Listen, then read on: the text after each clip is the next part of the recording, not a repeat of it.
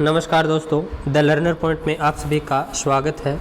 दोस्तों, कल आपको कक्षा 6 जो हमारा राजस्थान की बुक है उसके जो पहले 3 लेसन हैं वो पढ़ने दिए थे। और ये दोस्तों जो टेस्ट सीरीज़ है ये सभी प्रतियोगी परीक्षाओं के लिए अत्यंत महत्वपूर्ण है, चाहे शिक्षक भर्ती तृतीय श्रेणी हो, सेकंड ग्रेड हो, फर्स्ट ग्रेड हो या अन्य कोई भी प्रतियोगी परीक्षा की आप तैयारी कर रहे हो, उन सभी के लिए महत्वपूर्ण है। तो चलिए करते हैं शुरू आज का टेस्ट। आगे वाला शेड्यूल दोस्तों टेलीग्राम पर मिलेगा, जो नेक्स्ट पाठों का होगा वो वहाँ से आप देख लेना। तो देखिए, सबसे पहले पहला पाठ है जिसका नाम है राजस्थान एक परिचय। उसके प्रश्न देखते हैं। तो पहला क्वेश्चन देखिए, राजस्थान के संदर्भ में कौन सा कथन सत्य नहीं है। तो ये सत्य असत्य वाले काफ़ी बनाए हैं। तो देखिए, राजस्थान के संदर्भ में कौन सा कथन सत्य नहीं है। तो राजस्थान का क्षेत्रफल भारत के कुल क्षेत्रफल का 10.41% है। दूसरा देखिए, ब वाला ऑप्शन, राजस्थान का वर्तमान स्वरूप 1956 को सामने आया। सी वाला ऑप्शन है, राजस्थान की हरियाणा राज्य के साथ सीमा 1062 किलोमीटर लगती है। और डी वाला ऑप्शन है, राजस्थान की उत्तर प्रदेश राज्य के साथ सीमा 877 किलोमीटर लगती है।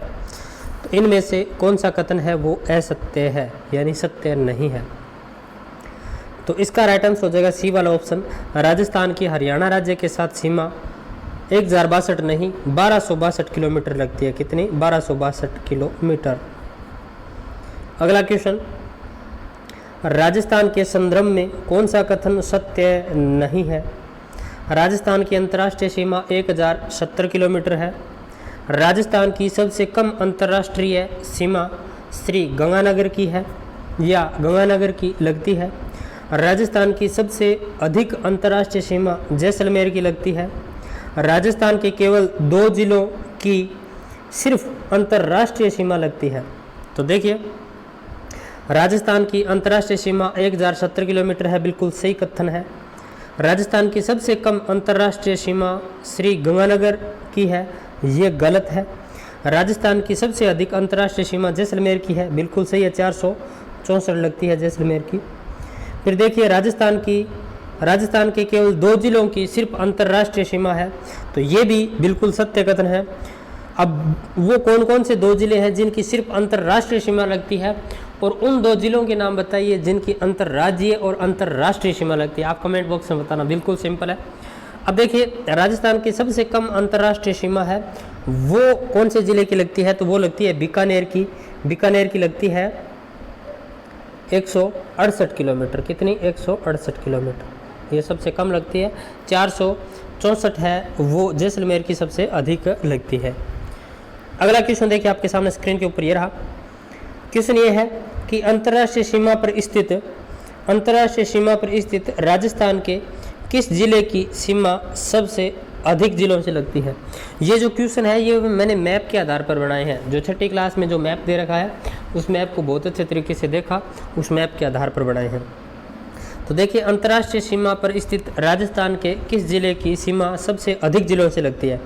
तो अंतर्राष्ट्रीय सीमा के ऊपर जो जिले हैं उनमें से बताना है आपको कि कौन सा ऐसा जिला है जिसकी सीमा अन्य जिलों के साथ लगती है और सबसे ज़्यादा लगती है।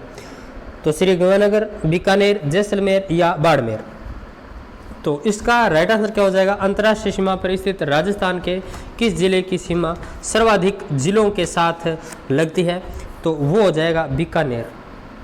अब देखिए दोस्तों, बीकानेर की सीमा है वो श्री गंगानगर, हनुमानगढ़, चूरू, नागौर, जोधपुर और जैसलमेर इतने जिलों से लगती है।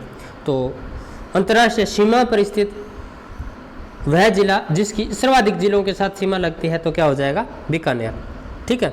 और राजस्थान का ऐसा कौन सा जिला है जिसकी सर्वाधिक जिलों के साथ सीमा लगती है, तो वो भी आप मुझे कमेंट बॉक्स में बताने की कोशिश करें। अगला क्वेश्चन देखिए आपके सामने स्क्रीन के ऊपर ये रहा। क्वेश्चन ये है, राजस्थान की भौगोलिक दृष्टि के संबंध में सत्य नहीं है। राजस्थान की भौगोलिक दृष्टि के संबंध में सत्य नहीं है। राजस्थान 23-3 से 30-12 उत्तरी अक्षांश एवं 69-3 से 78-17 पूर्वी देशांतर तक फैला है। फिर देखिए, कुल क्षेत्रफल 3,42,239 वर्ग किलोमीटर है। फिर देखिए उत्तर से दक्षिण 826 किलोमीटर व पूर्व से पश्चिम 869 किलोमीटर लंबाई है राजस्थान की। फिर देखिए अक्षांशीय विस्तार 8 डिग्री 4-7 मिनट व देशांतरीय विस्तार 7 डिग्री 9 मिनट है। तो इनमें से आपको ये बताना है कौन सा कथन सत्य नहीं है। ये आप दोस्तों यहाँ पर 30 कर लेना, ठीक है, 30, नहीं तो 2 कथन असत्य हो जाएंगे। तो देखिए राजस्थान का जो अक्षांशीय विस्तार है वो 23-3 से 30-12 है और देशांतरीय विस्तार 69-30 से 78-17 है, 69-30 से 78-17 पूर्वी, ठीक है। फिर देखिए कुल क्षेत्रफल 3,62,239 वर्ग किलोमीटर, ये भी सही है। उत्तर से दक्षिण राजस्थान की जो लंबाई है वो 826 किलोमीटर और चौड़ाई दोस्तों पूर्व से पश्चिम 869 किलोमीटर है। राजस्थान का जो अक्षांशीय विस्तार है वो है दोस्तों 7, यानी कितने अक्षांशों में फैला है, तो 7 डिग्री 9 मिनट और देशांतरीय विस्तार है वो है 8 डिग्री 4-7 मिनट। तो ये वाला है ये गलत है, ये उल्टा हो जाएगा, ठीक है। और यहाँ भी वो ऐसे गड़बड़ कर सकता है, जैसे 23-3 है इसको 30 बना देगा, 69 जैसे मैंने 3 बनाया तो ये 30 है तो इसको 3 बना सकता है, ठीक है। तो इसका राइट आंसर हो जाएगा द वाला ऑप्शन। अगला क्वेश्चन देखिए आपके सामने स्क्रीन के ऊपर ये रहा। क्वेश्चन ये है संभाग के संबंध में कौन सा कथन गलत है। संभाग के संबंध में कौन सा कथन गलत है। टेबल बना रखी थी 4 नंबर, जो 3 नंबर पेज था उसके ऊपर, उसके आधार पर ये क्वेश्चन बनाया है। तो देखिए जो जयपुर संभाग है उसमें देखिए जयपुर, दौसा, सीकर, अलवर, झुंझुनू। ब वाला ऑप्शन है जोधपुर संभाग में जोधपुर, पाली, जालोर, सिरोही, बाड़मेर, जैसलमेर। सी वाला ऑप्शन है उदयपुर संभाग में उदयपुर, पाली, राजसमंद, चित्तौड़गढ़, बांसवाड़ा, डूंगरपुर, प्रतापगढ़। कोटा संभाग में कोटा, बूंदी, बारां, झालावाड़। तो इनमें से कौन सा एक गलत है। तो देखिए गलत है सी वाला ऑप्शन उदयपुर। उदयपुर संभाग में पाली है वो नहीं आता है। अब इसमें पाली काट दूंगा तो उदयपुर संभाग है वो बिल्कुल सही हो जाएगा। देखिए जयपुर संभाग आपको याद रखना है तो इसकी ट्रिक हो जाएगी असी जदों झूम दे। ऐसे अलवर, सी से सीकर, जय से जयपुर, दो से दौसा, झू से झुंझुनू, ठीक है। ये हो गया जयपुर संभाग। जोधपुर संभाग है जोशीपा, बाजेजा। इसकी ट्रिक हो जाएगी जोधपुर, पाली, जालोर, सिरोही, बाड़मेर, जैसलमेर। उदयपुर संभाग है उसकी आप ट्रिक देखना चाहें तो प्रताप डूंगर ने उदयराज को चित्तौड़ में देखा, तो ये ट्रिक से आप याद कर सकते हैं। कोटा की हो जाएगी कोजा, बाबू, यानी कोटा, बूंदी, बारां, झालावाड़। इसके बाद अजमेर संभाग रहा है तो अभी नाटो यानी अजमेर, भीलवाड़ा, टोंक, नागौर। बीकानेर की बिग चुहा हो जाएगी। इतने संभाग है, सारे क्लियर हो गए। अगला क्वेश्चन देखिए आपके सामने स्क्रीन पर ये रहा। कौन सा एक सत्य नहीं है। कौन सा एक सत्य नहीं है। तो देखिए राजस्थान की सीमाएं और कितने कितने ज़िलों के साथ लगती है आपस में। तो देखिए पहला मैं बताता हूँ ए वाला ऑप्शन पंजाब राज्य के साथ 89 किलोमीटर, पंजाब के 2 जिलों की राजस्थान के साथ और राजस्थान के 2 जिलों की पंजाब के साथ। बी वाला ऑप्शन देखिए हरियाणा 1262 किलोमीटर, हरियाणा के 7 जिलों की राजस्थान के साथ, राजस्थान के 7 जिलों के साथ 7 जिलों के हरियाणा के साथ। सी वाला ऑप्शन उत्तर प्रदेश के 876 किलोमीटर, उत्तर प्रदेश के 2 जिलों की राजस्थान के साथ, राजस्थान के 2 जिलों की उत्तर प्रदेश के साथ। गुजरात की 1022 किलोमीटर और 6 जिले गुजरात के राजस्थान के 6 जिलों को टच करते हैं। तो इनमें से कौन सा एक सत्य नहीं है ये आपको देखना है। तो इसका राइट आंसर क्या हो जाएगा, सी वाला ऑप्शन। उत्तर प्रदेश की दोस्तों सीमा कितनी लगती है उत्तर प्रदेश के साथ राजस्थान की 877 किलोमीटर। अब देखिए पंजाब के साथ 89 किलोमीटर लगती है, सबसे कम लगती है। और हनुमानगढ़ गंगानगर की लगती है पंजाब के साथ, और पंजाब के 2 जिले हैं फाजिलका और मुक्तसर, याद रखना। हरियाणा की 12 हरियाणा के साथ 1262 किलोमीटर लगती है राजस्थान की। राजस्थान के 7 जिले बता देता हूँ, हनुमानगढ़, चूरू, झुंझुनू, सीकर, जयपुर, अलवर, भरतपुर। हरियाणा के 7 जिले सिरसा, फतेहबाद, हिसार, भिवानी, महेंद्रगढ़, रेवाड़ी, मेवात, ये हरियाणा के जिले हैं। उत्तर प्रदेश के 2 जिले मथुरा और आगरा, और राजस्थान के जो जिले भरतपुर और धौलपुर। फिर गुजरात के साथ 6 जिलों की सीमा लगती है राजस्थान के, वो है बांसवाड़ा, डूंगरपुर, उदयपुर, सिरोही और जालोर। फिर देखिए गुजरात के 6 जिलों की सीमा राजस्थान के साथ लगती है, वो है कच्छ, बनासकांठा, साबरकांठा, अरावली, माहिसागर और दाहोद। ठीक है, तो ये था क्वेश्चन। अगला देखिए, राजस्थान राज्य के साथ सर्वाधिक सीमा किस राज्य की लगती है? गुजरात, हरियाणा, मध्य प्रदेश या उत्तर प्रदेश? तो इसका राइट आंसर हो जाएगा मध्य प्रदेश की लगती है 1600 किलोमीटर। कितनी? 1600 किलोमीटर। 10 जिलों की सीमा लगती है राजस्थान के मध्य प्रदेश के साथ। सर्वाधिक सीमा राजस्थान की मध्य प्रदेश के साथ झालावाड़ जिले की लगती है और न्यूनतम लगती है भीलवाड़ा की। तो ये भी आप याद रखना। अब देखिए ये पहला पार्ट है वो पूरा हो चुका है, सारे कंटेंट है वो मैंने इसमें समाहित कर दिए। फिर देखिए दूसरा, राजस्थान का इतिहास, चैप्टर का नाम है निम्न में से कौन सा कथन सत्य नहीं है? तो ये दोस्तों शुरू में जो मैप बना रखे थे किताब में पेज नंबर 6, 7 और 8 के ऊपर, वहाँ से प्रश्न बनाया है। तो देखिए इधर प्रदेशों के नाम दे रखे हैं, इधर जिलों के नाम दे रखे हैं, तो कौन से में शामिल नहीं है ऐसा कथन है ये? तो जांगल, बीकानेर, नागौर व जोधपुर का कुछ भाग, मत्स्य, अलवर, भरतपुर, जयपुर जिलों का भाग, सूरसेन, भरतपुर, धौलपुर, करौली का भाग, वागड़, डूंगरपुर और बांसवाड़ा का भाग। तो देखिए जांगल प्रदेश है वो दोस्तों बीकानेर, नागौर और जोधपुर का कुछ भाग, बिल्कुल सही है। नागौर के आसपास का जो क्षेत्र है उसे आई छत्रपुर के नाम से भी जाना जाता था। मत्स्य है, इसके अंदर दोस्तों अलवर और जयपुर का भाग, ये देख लेना चाहिए आप, पेज नंबर 7 के ऊपर दे रखा है कि मत्स्य जनपद का उल्लेख ऋग्वेद में मिलता है। महाभारत में मत्स्य जनपद की राजधानी विराट या विराटनगर थी। अलवर जयपुर के मध्य में जो भाग था उसे मत्स्य के नाम से जाना जाता था। और जो सूरसेन है दोस्तों उसके अंतर्गत आता था भरतपुर, धौलपुर और करौली। और जो मत्स्य है, ये जो मत्स्य स्थान है इसका वर्णन चीनी यात्री युआन चांग ने किया है। किसने? युआन चांग ने। ये पेज नंबर 7 पर लिखा हुआ है। ठीक है, अगला क्वेश्चन देखिए आपके सामने स्क्रीन के ऊपर ये रहा, निम्न में से कौन सा मौर्यकालीन राजस्थान से संबंधित नहीं है? योधेय, अर्जुनायन, मत्स्य या मालव? तो देखिए मौर्योत्तर है दोस्तों, मौर्य बोल गया मैंने, मौर्योत्तरकालीन। निम्न में से कौन सा मौर्योत्तरकालीन राजस्थान से संबंधित नहीं है? योधेय, अर्जुनायन, मत्स्य या मालव? तो देखिए एक मैप बना रखा था पेज नंबर 7 के ऊपर, मौर्योत्तरकालीन राजस्थान, उसमें 4 ही नाम दे रखे थे, तो वहीं से ये प्रश्न बनाया है। तो योधेय, अर्जुनायन, मत्स्य और मालव। तो इसका राइट आंसर है वो क्या हो जाएगा? जल्दी से आप बताइए।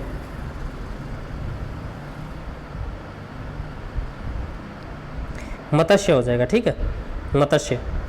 मौर्योत्तरकालीन में ये अर्जुनायन हो गया था क्षेत्र, और पहले इसकी जगह क्या था? मत्स्य। अर्जुनायन के बारे में थोड़ा सा आपको मैं बता देता हूँ। जो भरतपुर अलवर प्रांत के अर्जुनायन अपनी बीजों के लिए प्रसिद्ध थे। अर्जुनायनों ने मालवों के साथ मिलकर विदेशी क्षत्रपों को परास्त किया था। ये ऐसी लाइन लिखी हुई है पेज नंबर 8 पर। फिर देखिए हसन खां मेवाती किसका सेनापति था? हसन खां मेवाती किसका सेनापति था? ये किताब के अंत में प्रश्न दे रखा था। राणा कुंभा, महाराणा प्रताप, राणा सांगा या इनमें से कोई नहीं? तो हसन खां मेवाती है, ये राणा सांगा का सेनापति था। अगला क्वेश्चन, 5वीं सदी के बाद राजस्थान में गणतंत्रीय व्यवस्था समाप्त हो गई, क्यों? 5वीं सदी के बाद राजस्थान में गणतंत्रीय शासन व्यवस्था समाप्त हो गई, क्यों? गणतंत्रों का आपस में युद्ध हुआ, मराठों का आक्रमण हुआ, हुणों का आक्रमण हुआ या मुस्लिम आक्रांताओं का आक्रमण हुआ?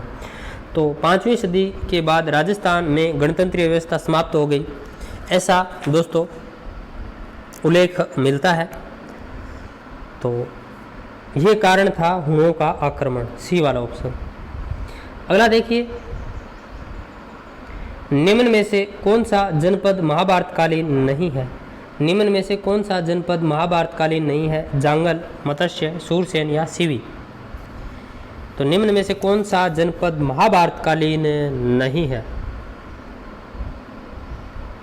तो इसका राइट आंसर हो जाएगा सीवी। ये भी दोस्तों किताब के पीछे प्रश्न दे रखा था कि महाभारतकालीन की नहीं 2 जनपदों के नाम लिखिए। तो जांगल, मत्स्य, सूरसेन, मरुकांतर ये महाभारतकालीन थे, क्योंकि जो पहला मैप बना रखा था उसमें लिखा हुआ था महाकाव्यकालीन राजस्थान। ठीक है, तो उसमें सीवी शामिल नहीं था। सीवी है वो मौर्योत्तरकालीन राजस्थान से संबंधित है। मेवाड़ के आसपास का क्षेत्र है, उसे सीवी के नाम से जाना जाता था मौर्योत्तर काल में।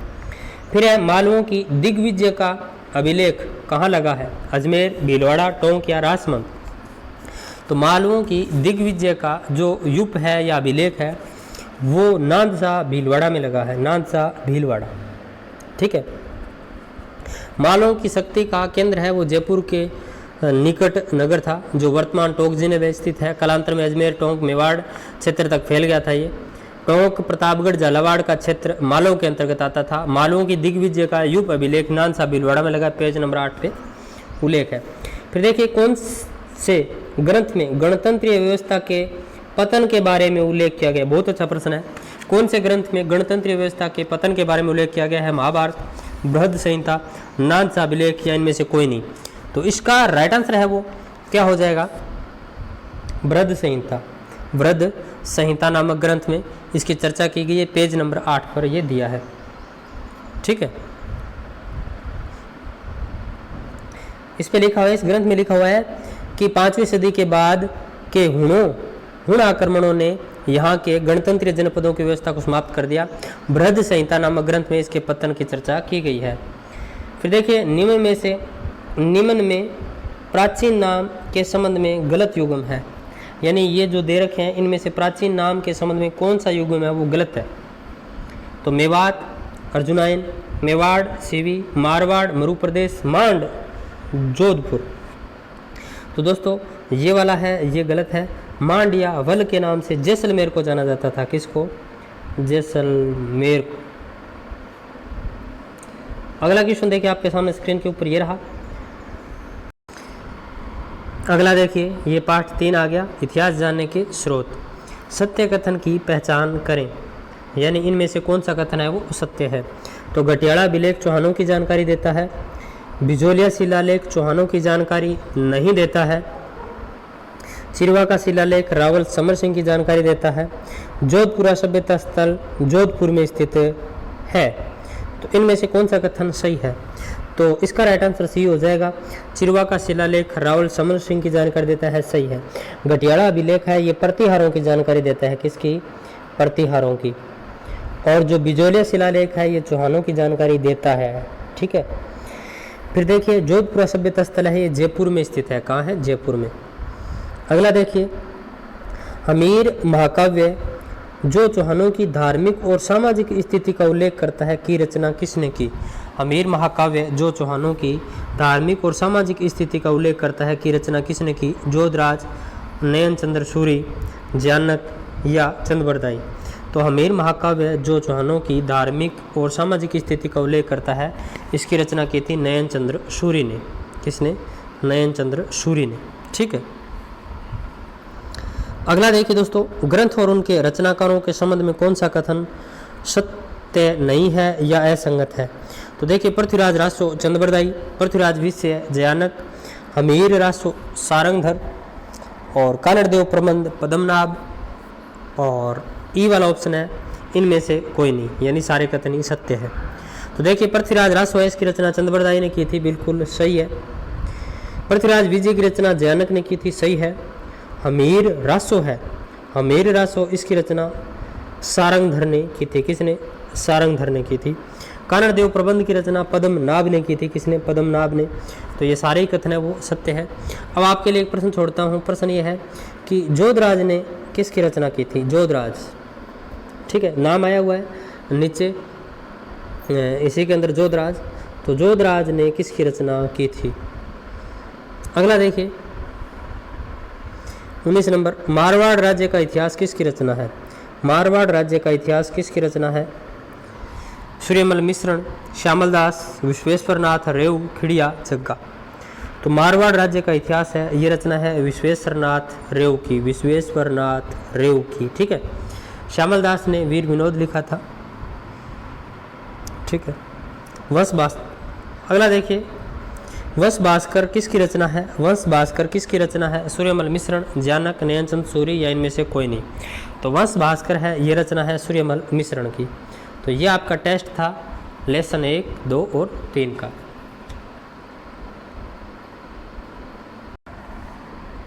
तो ये वीडियो आपको कैसा लगा कमेंट बॉक्स में ज़रूर बताना। फिर मिलते हैं नेक्स्ट वीडियो के साथ, तब तक जय हिंद जय भारत।